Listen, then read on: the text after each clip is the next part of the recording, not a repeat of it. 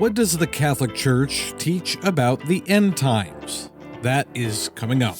Today is Tuesday, April 1st. From Ave Maria Radio, this is Michigan Mornings.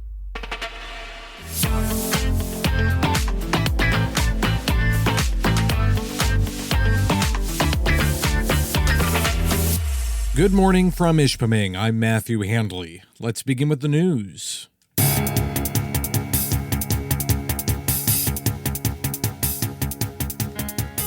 A bomb threat was reported yesterday at the Wayne County Treasurer's office in Detroit. Officials evacuated the building and residents were temporarily unable to pay their property taxes.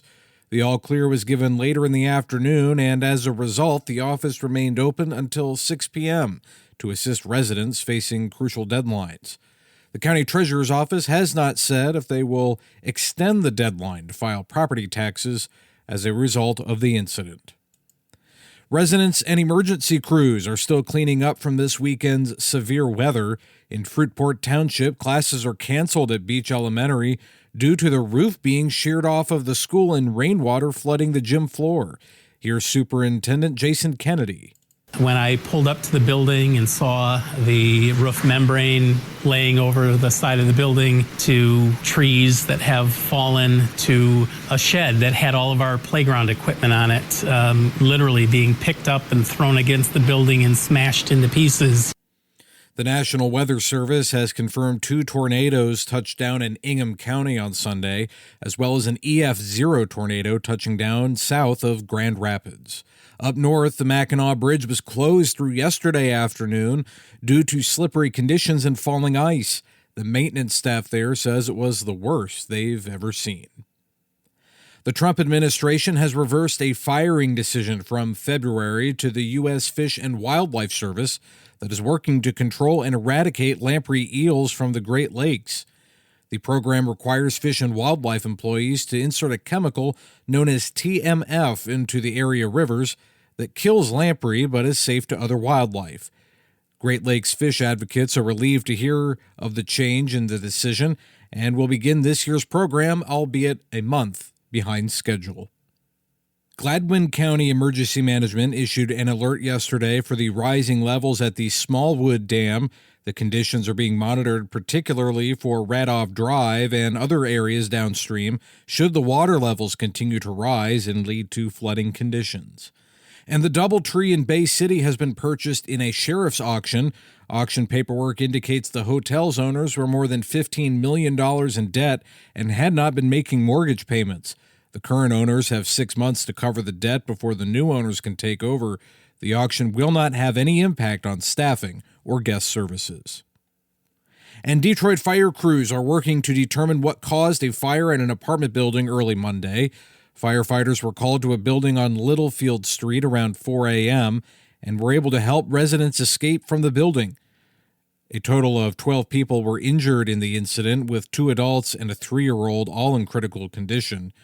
Officials say an investigation into the cause of the fire and a possible explosion is ongoing, but the building will be demolished as it is no longer safe. You're listening to your local news and weather from Ave Maria Radio's Michigan Mornings. Keeping you connected with your faith, we'll be talking about the end times coming up after the weather.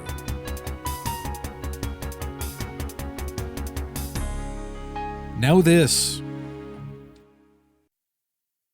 A culture of life is like a bright city on a hill.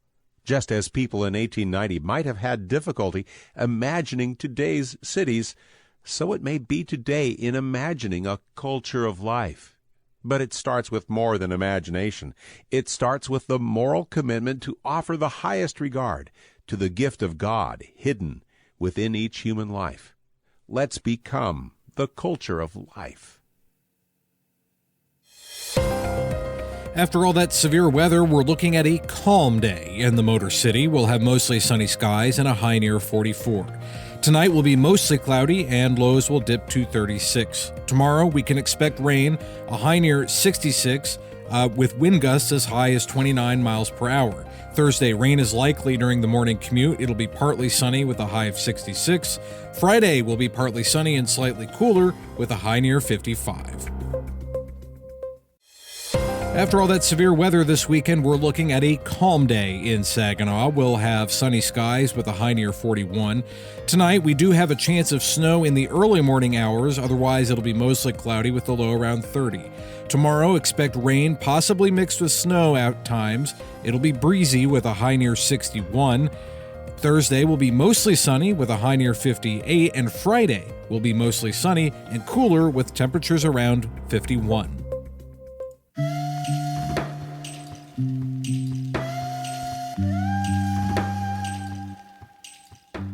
Welcome back to Michigan Mornings. I'm Matthew Handley. As we stay connected to our faith this Lenten season, and we think about prayer, fasting, and almsgiving, one thing that we ought to reflect on is perhaps the last things and what the afterlife might look like and what the end times might look like. Believe it or not, there is Catholic teaching on that. Dr. Marcus Peter and Peter Herbeck discussed this on the program Ave Maria in the afternoon. We need look no further than the scriptures, to be sure. Divine revelation has these truths in hand, and the scriptures contain these things. So when I was a Pentecostal, you know this from the Pentecostal sphere. Everyone's predicting when Jesus is going to come again. Right. None of those predictions come to be. But in 2 Thessalonians verse chapter 2 onwards, you've got these real indicators of what to look out for. Yeah, St. Paul is writing to a community that's had various concerns about the immediacy of the return of the Lord. Mm-hmm.